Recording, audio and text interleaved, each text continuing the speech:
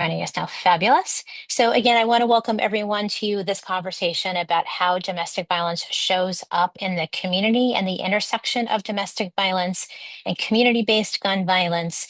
As many of you know, my background is as a survivor advocate, trauma clinician, working with survivors of domestic and sexual violence, which is work that I did for many, many years prior to coming to the coalition.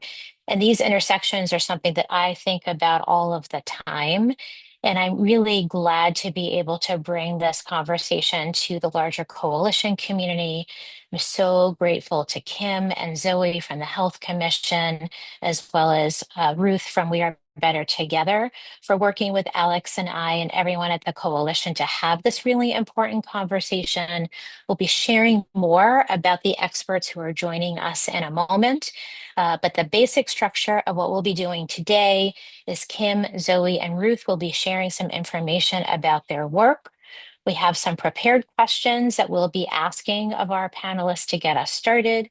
We will open the Q&A to anyone on the screen who would like to ask a question of our panelists. And again, please feel free to put those questions in the chat as the program is happening. And then we will end, as we always do, with a call to action and things that you can all do to help support this conversation before we wrap this very ambitious agenda up by 1 o'clock today. So we're going to try to fit everything in and make sure we get to all of our material. And things that we are sharing today, we will also be sending out to participants via email afterwards. So do not worry, we'll be sharing lots of resources with you later on that you can follow up on all of this information as well. And with all of that context setting, I would like to introduce our terrific education specialist, Alex Pereira, who will share more about our speakers today. Alex? Thank you, Ruth. Hello, everyone. I'm Alex, Education Specialist from the Coalition. I'd just like to introduce all of our speakers here today, Kimberly Mendoza, Zoe Figueroa, and Ruth Rollins. To start with Kim. Kim is a seasoned public health leader and advocate with over 16 years of experience working on the intersection of public health, community advocacy, and then capacity building. Born and raised in Boston, Kim is a proud queer, Indigenous, first-gen professional with roots in El Salvador. Their identity and experience inform their commitment to elevating marginalized voices and ensuring that policies and programs reflect the lived experiences of the realities of the residents of Boston. Throughout their experience as a community health worker, Kim has provided critical support to thousands of individuals navigating complex systems. At the Boston Public Health Commission, Kim has led trainings and capacity building initiatives to support providers who are at the front lines, serving some of the most vulnerable residents of Boston. As the director of the newly created Domestic, Sexual, and Gender-Based Violence Prevention Initiative at the Boston Public Health Commission, Kim leverages her deep personal and professional experiences to drive innovation, survivor-centered approaches to address gender-based violence in Boston. Thank you, Kim, for joining us. Next is Zoe Figueroa. Zoe is a macro social worker with a passion for helping others. She studied psychology at Boston University, where she's found herself in a more clinical role as a medical advocate for survivors of sexual assault and a research assistant. Once she discovered macro social work, Zoe knew that it was exactly what she wanted to do. Without skipping a beat, she jumped into a Master's of Social Work program at Boston College, where she was able to deep dive into gender-based violence. Now she is thrilled to be working as a program manager at the Boston Public Health Commission alongside with Kim. Happy to have you here as well. And then finally, without further ado, we have a special guest, Ruth Rollins. Ruth Rollins is a dedicated advocate and community leader, driven by a profound commitment to ending gun violence and its devastating impacts on families. Inspired by the tragic loss of her son, Warren Daniel Hairston, in 2007, Ruth co-founded Operation Lipstick, a nationally recognized organization addressing gun trafficking. In 2017, she established We Are Better Together to offer comprehensive support and education to families impacted by gun violence on both sides of the tragedy. Recognizing the shared trauma experienced by families and loved ones that have caused harm and experienced it, Ruth creates a safe environment for healing, advocacy, and empowerment. And then as just a quick reminder, Kim, Zoe, and Ruth will be presenting, where we will follow up with some prepared questions. We hope everyone has the ability to share questions in the chat. Thank you all for joining us, and then I'll pass it over to our guest speakers. Thank you so much, Alex, and good afternoon, everyone. We're so happy to be here with you all. I'm going to start sharing screen so we can go over some slides. And I hope folks are taking care of themselves. I know some folks are munching on their lunch, or, I hope folks are, drinking some water and taking care of themselves in the ways that you need. Um, and Zoom is sharing screen. Great. Alex, can you see the screen now? Perfect. Yes, I can. Great. So welcome everyone. Today we're going to be talking about co-occurring cycles of violence, but really exploring prevention strategies that address multiple forms of violence. We're so happy to be here. And I can pass to Zoe to introduce us. Hello, thank you. So first, I want to start with just thank yous and honoring Ms. Ruth Rollins, who's here with us today, Paige Clark, Samantha Calero, and Bronwyn White, because as we won't be explicitly discussing the framework around co-occurring cycles of violence today, we still want to say thank you and honor those on the ground doing the work and that brought attention to and pioneered this framework. So thank you to all of you. And then for the agenda, so we're going to go over who we are, what we know, the five connections between multiple forms of violence, public health approach to violence prevention, the interconnections between community violence and intimate partner violence. So we have some case studies for you guys, takeaways, and then time for some questions. So first, who are we? So we're with the Boston Public Health Commission and the Office of Violence Prevention. So we're calling ourselves DSG for short because our name is very long. So we were established in January of 2025 after some community outreach and engagement for the plan to end violence, where more than 500 residents were engaged through listening sessions, the secluded youth and adult surveys. And we found that the residents really wanted a more targeted approach to gender-based violence in the city. So that is where we came along. And some of our goals and objectives are we want to build some accessible data infrastructure to really advance and promote survivor-centered data driven processes, strengthen trauma-informed and equitable training, education, capacity building, and promote policy change that really supports survivors. And that one, we're still figuring out what it looks like for us, but we are very excited on that journey. I can pass it over to Miss Ruth. Good morning. Well, good afternoon, everyone, and thank you, Alex, for the nice introduction. So, my name is Ruth Rollins. I am the founder and executive director. We Are Better Together, Warren Daniel Hairston Project. The other Ruth, which I call my sister, we have a lot in common. I have extensive domestic violence background, where I worked at one of the local domestic violence shelters for over 18 years. Prior to 2007, I was committed to supporting families that were impacted by community violence. In 2007, I lost my son, Warren Daniel Hairston, still to an unsolved homicide due to gun violence. And very early on, I credit Operation Lipstick on my healing journey, and you'll hear more about that. They had a campaign, Where Did the Gun Come From?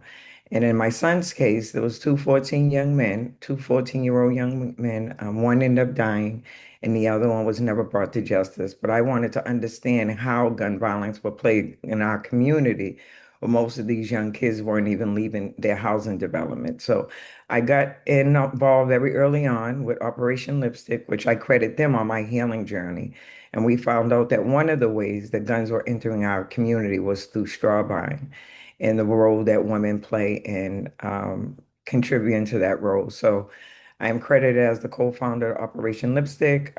We are better together. We work with families that are impacted by community violence and incarceration. And most recently, we had the opportunity of bringing White Lipstick back into the community, and we are supporting young girls not to be used to hide, hold, or buy firearms that contributes to some of the violence in our community. So I'm happy to be here, and thank you for the invite.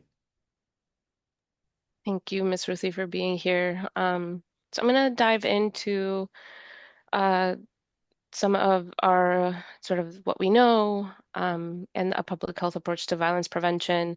But first, I wanted to share this quote by Deborah Prothero-Stith, an adjunct professor at Harvard School of Public Health. And she writes, gang violence is connected to bullying, is connected to school violence, is connected to intimate partner violence, is connected to child abuse, is connected to elder abuse. It's all connected. We operate in these silos that we've got to break down. And really, I just appreciate this quote because it reflects decades of that public health research and also folks on the ground that know that all violence shares root causes. Um, and what we know is that there are multiple studies. There's one study, particularly from the CDC, connecting the dots that I, often go to and reread. But there's some studies that show that violence is cumulative, cyclical, it's generational. Um, and when we think about the ways that we have to approach violence and think about the interconnectedness of violence, we have to think about prevention as just as interconnected as the violence is. You want me to send you an So, invite? no worries, Miss Ruth. And so one of the things we know that, right, child maltreatment and intimate partner violence and community violence are often experienced together, that there are common underlying factors that influence the likelihood of multiple forms of violence, that different forms of violence have common impacts on individuals, families, and communities, and that exposure to one form of violence increases the risk of further victimization and engagement in violent behavior. But what we really want to emphasize is that multiple forms of violence are shaped not just at sort of the individual level, but are shaped by common structural factors such as racism and sexism that result in inequities in rates of violence.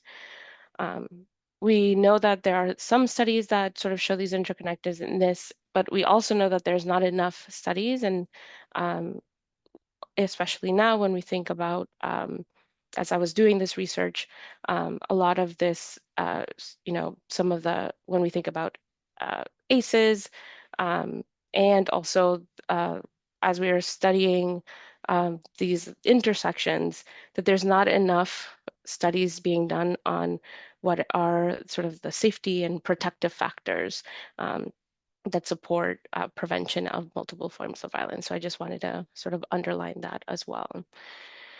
Um, we also know that, right, early exposure to violence alters brain development, emotional regulation, impulse control. And so when we think about intimate partner violence or child abuse in the home, we know that that can have an impact later on in life through ACEs. Um, we also know that there's sort of the protective environments, and this takes us into a public health approach to violence prevention.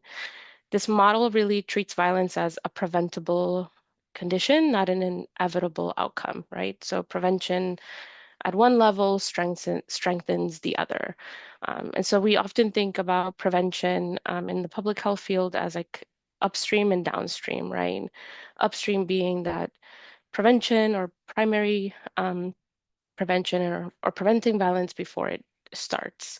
And so when we think about sort of the up, upstream approach, so when we think about creating the environment for peace, um, really builds support for the other levels of prevention.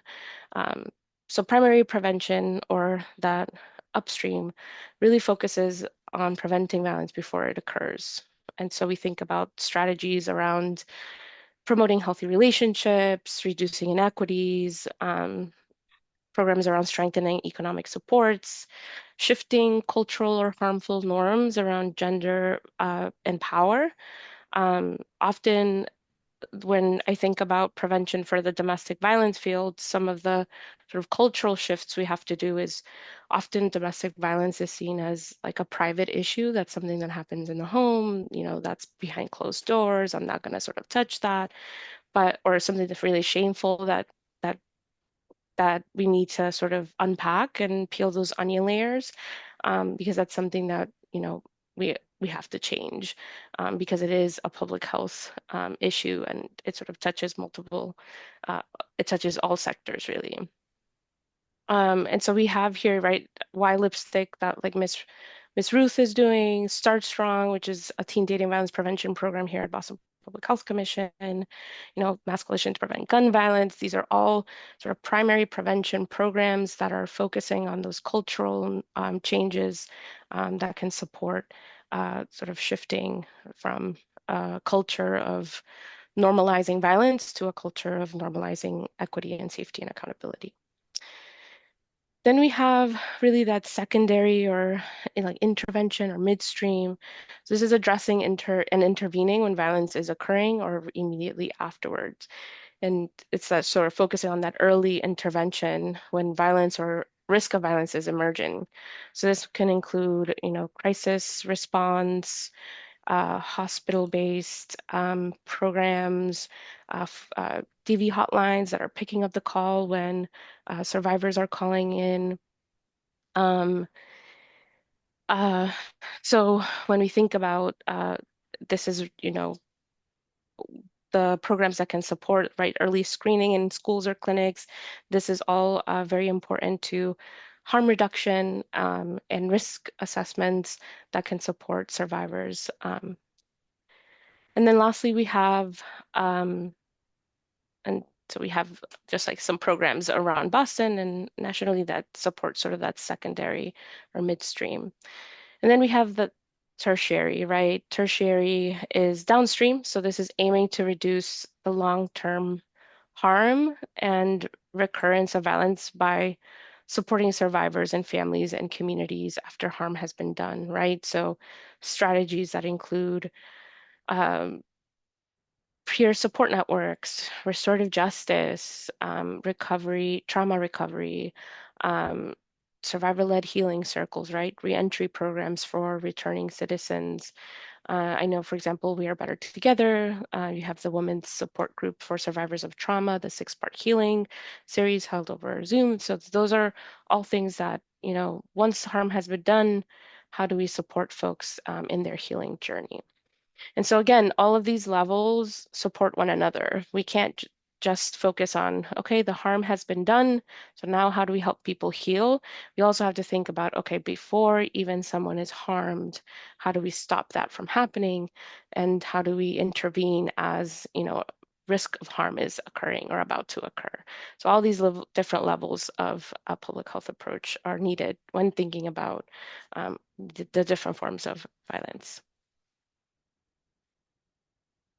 And team Miss Ruth Zoe as well. If I've missed anything, please feel free to jump in.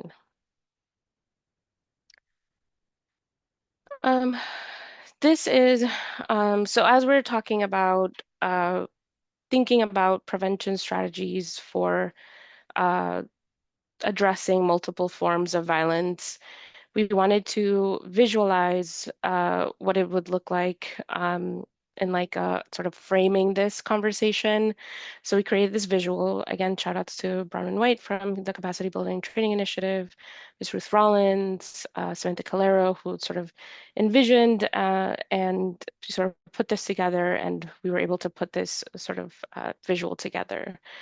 So the socio-ecological model will help us understand this a little better. So if we think about, often when we think about violence or, homicide occurs, we think about that individual level, like individual behavior that has caused somebody chose to harm someone else, and that is it. And at the society level, sometimes that's where we sort of stay stuck, like an individual action, accountability for that individual goes into incarceration, and that is it.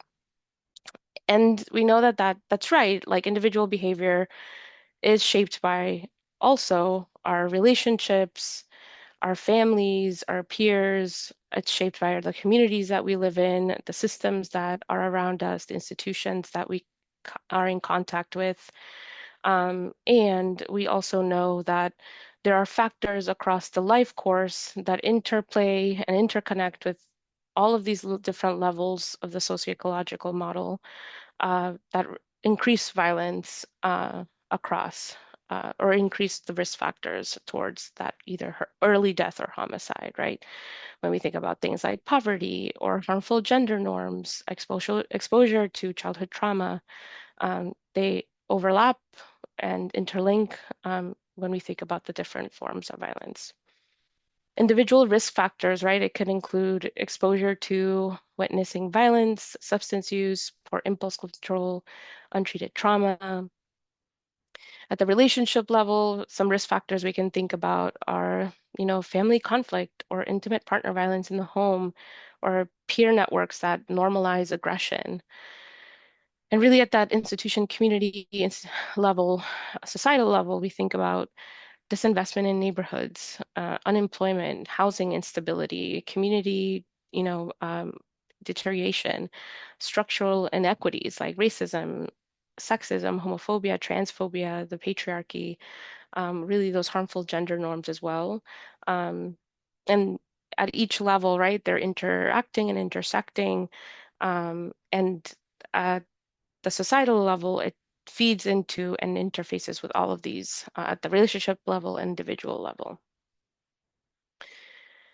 So we can think about the different forms of violence as being deeply interconnected. So we have like this braided, right? It's the community violence, domestic violence, sexual violence, systems violence are all interrelated because they all sort of share these root sort of causes, right?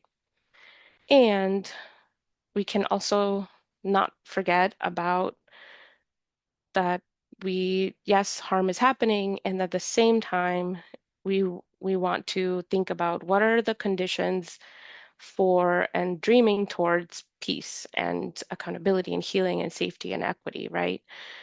So what are those protective factors? Because often when we think about solutions to violence or to harms that have been occurring, incarceration is sort of the number one thing that comes to mind. Accountability usually equates to punitive, equates to being incarcerated, right? And we're trying to flip that. We want to make sure that folks are feeling safe and are finding resources for healing, and that accountability cannot happen without safety, that equity cannot happen without healing as well. And so thinking about some protective factors at the individual level, right? That's like, how can we build people's capacity for more healthier emotional regulation skills and building people's empathy and self-efficacy?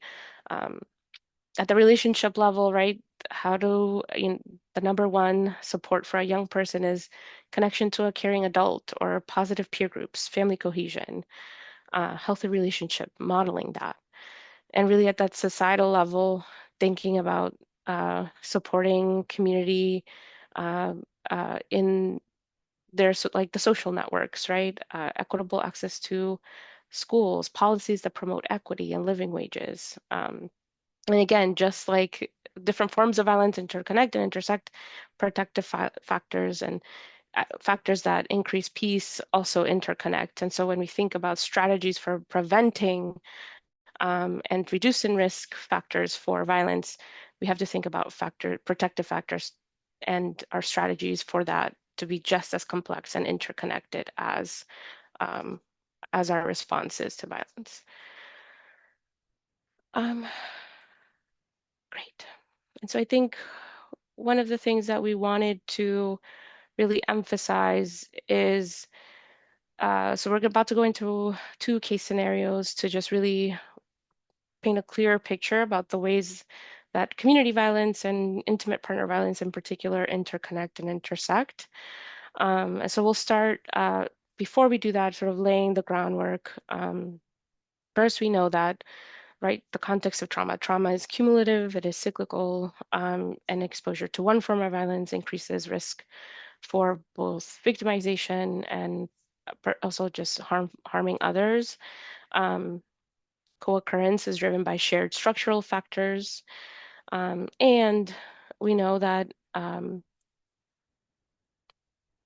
intimate partner violence, right? We have done studies around the risk factors that increase lethality for survivors, right?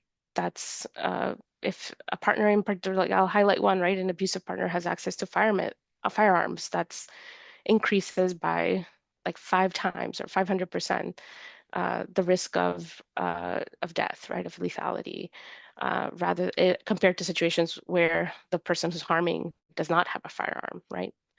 And we also know that community violence, uh, there are there's a lot less studies done around community violence for this than intimate partner violence, but there are some. And we know that, for example, being unhoused increases vulnerability to both community and interpersonal violence, weapon carrying, exposure to homicide or loss in one's social network. And so what we know is that survivors of one form of violence are more likely to engage in or be harmed by another.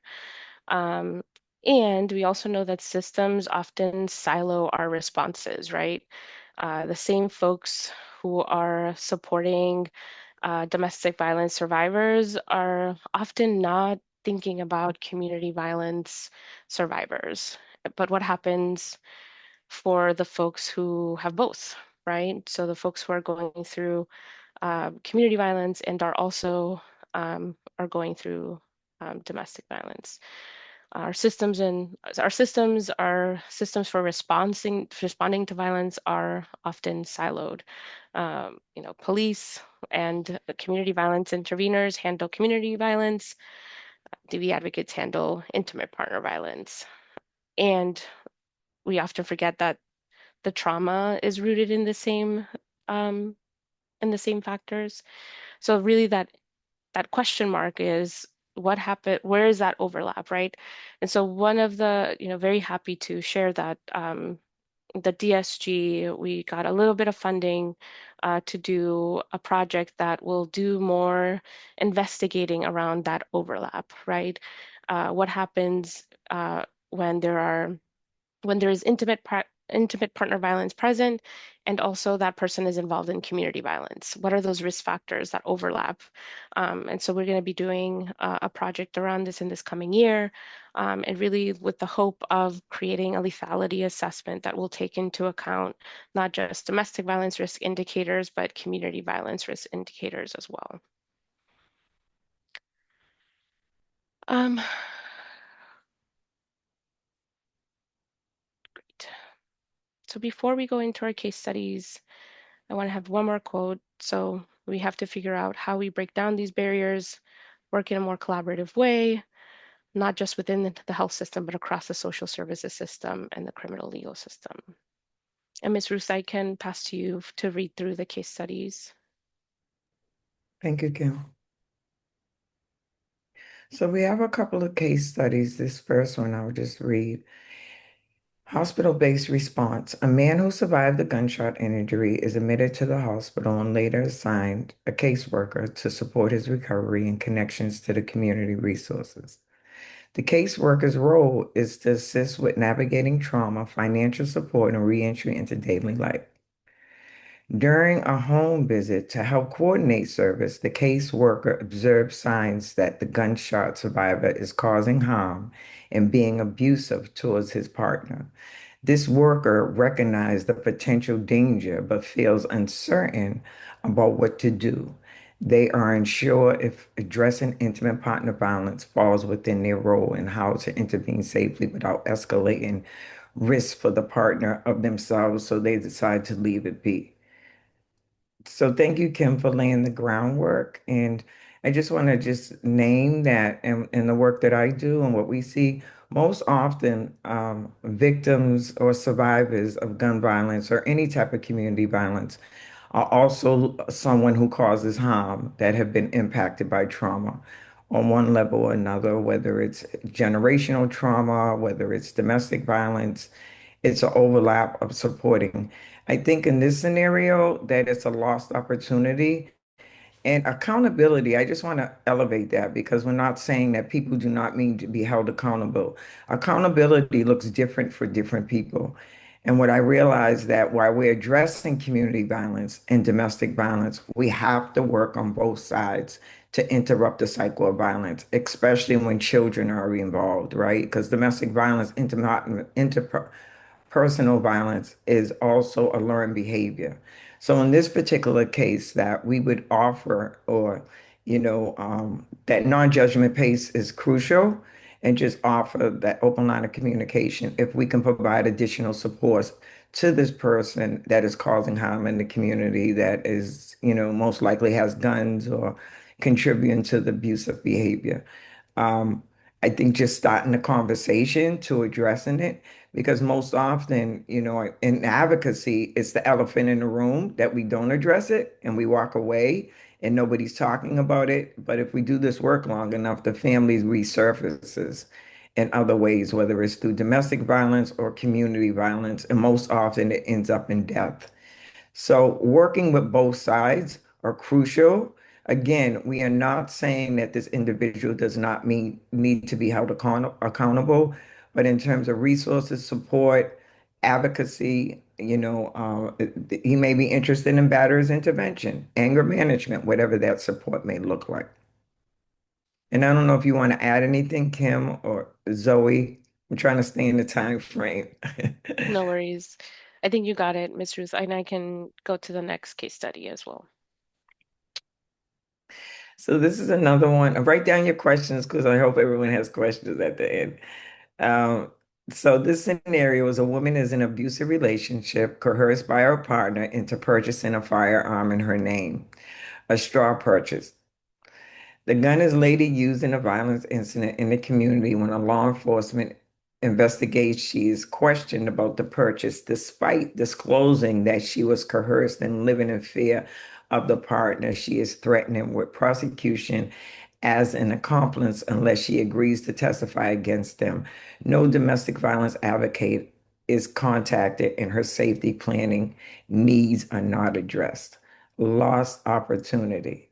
Lost opportunity. In my years, I didn't mention, but I worked at Elizabeth Stonehouse for over 18 years. And this is one of the things that I would see on a daily basis, that a lot of women would come in as victims of domestic violence, but in that same week, they are in court due to gun involvement. Um, I think let me bring it back because I want to make this as clear so you all can get the visual. So a lot of times when we talk about community violence and domestic violence, it's an overlap. The police, 9 out of 10, are already aware of that address. They have been there at least 10 to 20 times due to domestic violence, but a woman may not want to come forward. Due to criminal activity, that person's door may get kicked in. And their doors kicked in at that point that they're coming forward for domestic violence services. But due to systems, they are being re-victimized based on the criminal activity that's happening in their family, happening at their home. So a lot of times when we were working with clients that were domestic violence survivors, it was like there was not getting the support they needed. They were being re-victimized through the system.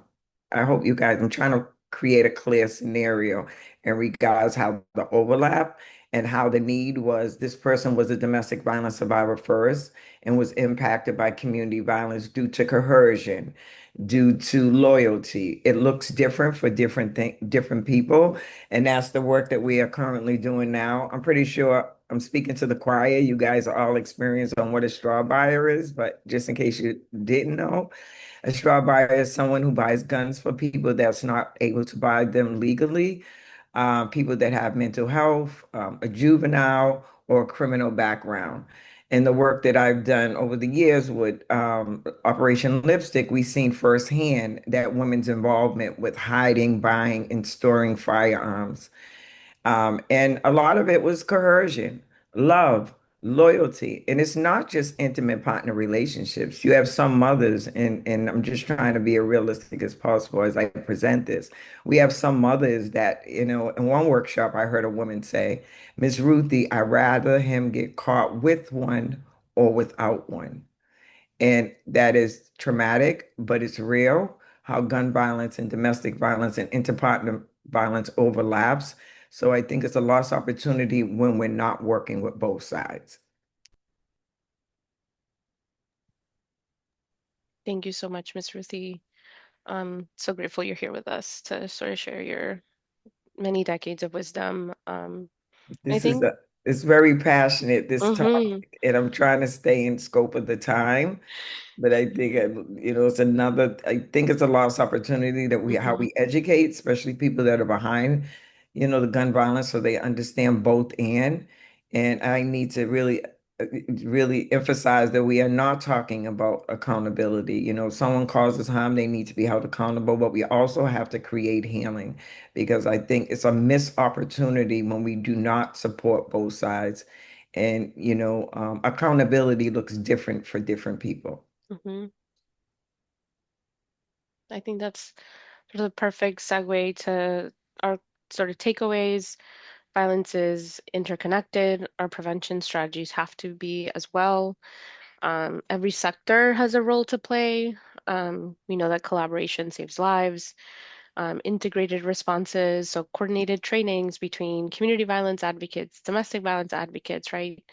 Cross referrals can prevent harm. And that domestic violence is not just like a private issue that should stay behind closed doors. It's a public health and community safety issue that touches on every system and sector. So if we treat it as something separate or too sensitive to address, we miss really, right, as Ms. Ruth Rollins was saying, like that's a missed opportunity. We miss those critical opportunities to prevent harm. So safety and healing are community responsibilities and not just private matters. Um, and lastly, I'll leave you with a quote again by Dr. Deborah Prothero-Stith. Professionally, we have silos. We operate in these silos. We've got to break down. Across the country, people working to prevent child abuse are right across the hall from people working on violence against women, and they don't work together. As we go into communities to bring everybody to the table, don't let people say, I work on child abuse, but this is about gang violence. Don't let people say, I work on violence against women, and this is about child abuse. This thing, all this violence is connected. Thank you, everyone. Q&A time. I'll pass it to you, Miss Ruth and Alex. Thank you. Thank you all for that very informative conversation and presentation. We'll now transition over to our prepared question. Put any questions that you all have in the chat. We would greatly appreciate that. To start off with our first prepared question that we usually put out there for all three of y'all. How did you first get involved with your work? And how has that been? Do you want me to go first and then I can pass? I can, yeah, a little bit about myself. So I was born and raised in Boston. My family immigrated here from El Salvador in the 80s, fleeing the civil war that was happening there. Um, I was a survivor of child sexual abuse and domestic violence in the home.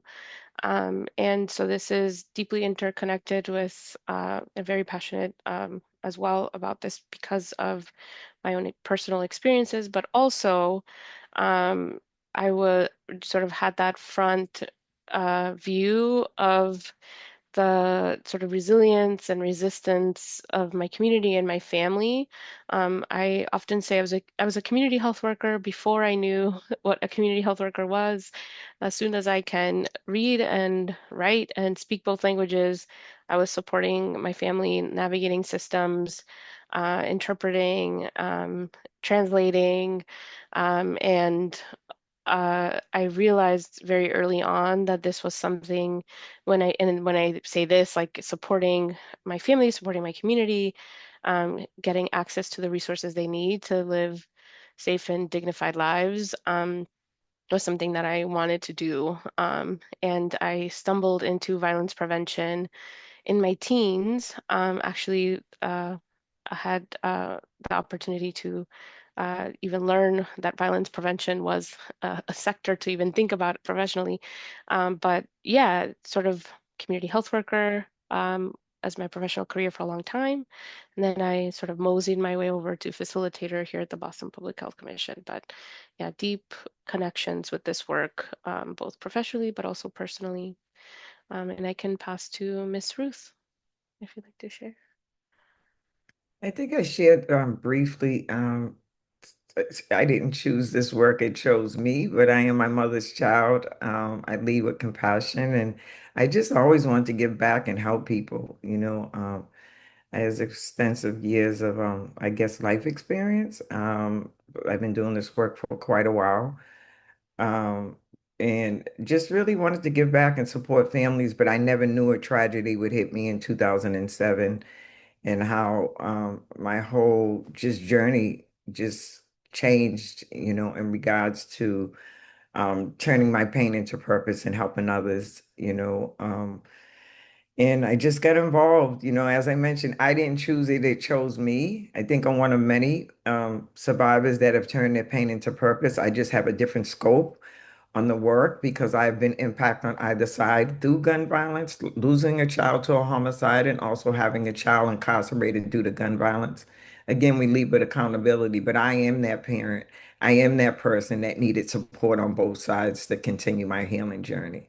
And I always say this scenario, when my son passed away, I had over 400 people at the funeral, Man Menino, everyone, and all this love and support. And 6 months later, I'm sitting in the courthouse all by myself, being victimized and stigmatized based on the crime that my son caused. It didn't mean that my loved one needed to be held accountable, but there was a lost opportunity. Thank God that I had the resources and the support I needed, because it was a lost opportunity to support me on what I needed. I'm a major contributor to the community of violence and domestic violence, but most often we stigmatize and judge, and that person has suffered in isolation that continues that ongoing cycle of gun violence and not healing. So I didn't choose it, it chose me. And I have so much passion about this co-occurring will, and I always leave with accountability, because I think as domestic violence survivors, we're saying that we're letting the person that caused harm off the hook, and that's not the case. It's just a lost opportunity while holding accountability, while also uplifting healing as well. Because our goal, and I'm pretty sure everyone on this call, is to end gun violence and hold the gun dealers accountable, right? So it's twofold. It's the advocacy, and then it's the grassroots piece. So that's a little bit about me. And I too am a survivor of many things, you know. And I'm just so grateful to Ruth and all her team for the wonderful work they do. I think it's a long overdue conversation. I've been in this work for quite a while, and how we're merging DV and gun violence, because I think most often it's overlooked. And I will turn it over to Zoe. Thank you, and thank you for sharing that in your story. So for me, I just always wanted to help people, and I also just hated seeing people being treated unfairly. So that kind of evolved into wanting to be a lawyer for most of my childhood until college. I got to college and realized that I did not want to be a lawyer, and that I also did not want to do clinical work, but I now was getting a psych degree, so I didn't know what to do. I heard about macrosocial work, and that kind of just fit perfectly. Just the ability to help people, kind of still thinking about them on the individual level, but being able to hopefully touch upon more people's lives than I would be able to with clinical. So I really, based on life experiences and different classes, I kind of found myself always coming back to DV work. And I've really enjoyed getting to help different survivors work with survivors. Um, and yeah, I kind of just found myself here. Let me hear. Thank you, Kim and Ruth and Zoe. I'm going to jump in with it. Actually, I'm going to combine our last two prepared questions just in the interest of time. But I also just want to take a moment to celebrate, a moment of gratitude and a moment to celebrate all of your work. Um, this incredible slide presentation you've seen. I don't know that folks know that the DSG has been around only for a little less than a year, correct? Um, and just the fact that Boston is committed to this work is incredible, but a tremendous amount of work has also happened in that time, which I'm really excited to see. I also just want to celebrate the work that Ruth has been doing for many, many years. We actually share some history at the Elizabeth Stone House together, which is a fun fact. But getting to watch the resurgence of lipstick over the past year, and it's something the coalition has been excited to be involved with, has just been such a joy to watch that program come back. It's so critically important. So before I ask the question, I just wanted to celebrate our partnership with all of you and the amazing amount of work that you are all doing in the community. And to that, I am going to combine the last two questions because I'd love for all three of you to reflect a little bit more on how we break down those silos. How do we connect domestic violence and gun violence? Because we know that you can't talk about gun violence without talking about domestic violence. And you can't talk about domestic violence without acknowledging the role of guns, and that DV is showing up in the community. So I would love all three of you to reflect on policies and practices that you think will help break down those silos. And also, one thing that you would like everyone who is in this space with us today to take away from this lunch and learn. And why don't we go in the opposite order and have Zoe, you go first, and then Ruth, and then Kim. Thank you. So for me, I think one thing to help break down silos is just talking about it because domestic violence is not a private family matter. It spills into the community and affects so many different areas of everyone's life and the communities that we're in. So I think just really talking about it, making it be heard, even though it's not the most fun topic to talk about, and it can be taboo in some places. I think we really just need to let people know that it's okay to talk about, it's okay to get help, and it's not something that should be happening. And then something to take away, I think, yeah, it's not a private matter and it is not your fault. So if you want to get help, please feel free to get help when you can't do that. Yeah, and then I can pass to Miss Ruth. No, just lead with compassion, understanding, stay open that um just lead with compassion and just staying open, when possible, supporting, that individual and that person that's causing harm, and I know we're wired to choose good side or bad side, but most often, and just keep in mind, it takes a woman or man at least 20 to 30 times before they leave their abusive partner. So understanding that, and just providing services for the whole family when possible, following the lead of anyone that disclosed that they're in an abusive relationship, which is hard, which is extremely hard, especially if it's a family member. And I just take away, I mean, this is a proud moment. Anytime I'm on Ruth Steakums, Lunch and Learns or presentations, as I mentioned, I've been doing this all the way since Sandy Hook. And I think this is awesome how we're merging policy and community violence and we're elevating, people's voices that are doing this work, not only with policy, but community. And I don't know. For us, like we show up. Our strongest piece is in advocacy, but we plan on showing up at the State House Friday. I just think continue to support each other, is others' work. That's all. I hope I covered everything. Did I? Yes.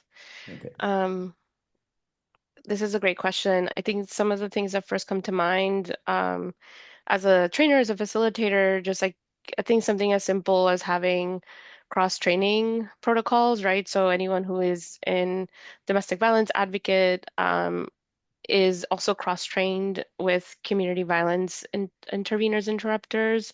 So bringing and creating curricula that thinks about and talks about both forms of violence as well as just thinking about the public health approach to violence prevention in that framework. Um, Also thinking about, especially now with what's happening with funding and just like universe hear me, but just like joint funding and grant designs. So thinking about funding models that have that dual sort of blended goals and not just like community violence programs or just domestic violence programs, but that allow for work to be done collaboratively. And then also, I think for me and the work that we're doing with the DSG is data collection. I know right now when thinking about collecting data around intimate partner violence or domestic violence in the city of Boston. We have many different folks collecting data in silos. And so we hope to create an integrated sort of cross-sector data collection infrastructure that allows for us to have a more nuanced understanding of what's happening with sort of the rates of domestic violence here in Boston. But I think for us to also think about, can we also, like in the sort of smart brain people out there, also think about community violence and how we can sort of analyze and think about integrating both sort of um, community violence and intimate partner violence. Um, just noodling on that. And I think for sort of takeaways, I'm of the proponent. Sometimes it can get really overwhelming when we start thinking about all of the things that we want to do or that need to be done for us to dream about the world that we want. And sometimes for like my mental tool in my toolbox is to think about what are the things that we can control, what's within our immediate circle of control. And so something that, I mean, even for this, an example for this presentation we were going to do, we were sort of going in and then, I was touching base with a mentor of mine and they're like, make sure you tap in Miss Ruth Rollins, right? Make sure Miss Ruth is with you, that, we're, bringing in folks who have been doing this work for decades to support this this presentation. But that just like, it was like ding, ding, ding. That just reminded me like, okay, yes, wherever we are in the room, whatever rooms that we are in, we have the power and the control to bring in other folks who have expertise that we might not have, right? That can add to or bring a different viewpoint or create sort of question us in ways that we wouldn't be able to, or our groups wouldn't be able to, in order to create a space that is more aligned with and reflective of our communities. And so wherever spaces you are, bringing in that expertise from the community is needed. And I think that's what I hope folks take away as well. Um, but doing what we can within our control. And pass back to you, Ruth and Alex.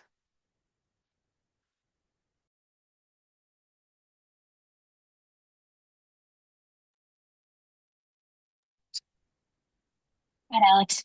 Yeah, I see one question in the chat, but I believe it's in response to another comment. So I'll give folks another few, like a minute or so, if y'all want to throw any questions in the chat, and then I'll throw it over to Ruth so she can give our call to action.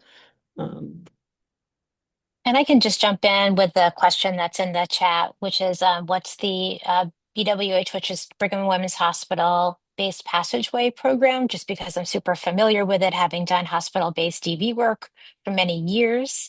Passageway is the DV program that is embedded at the Brigham that serves the patient population when they enter the hospital or have any issues around DV.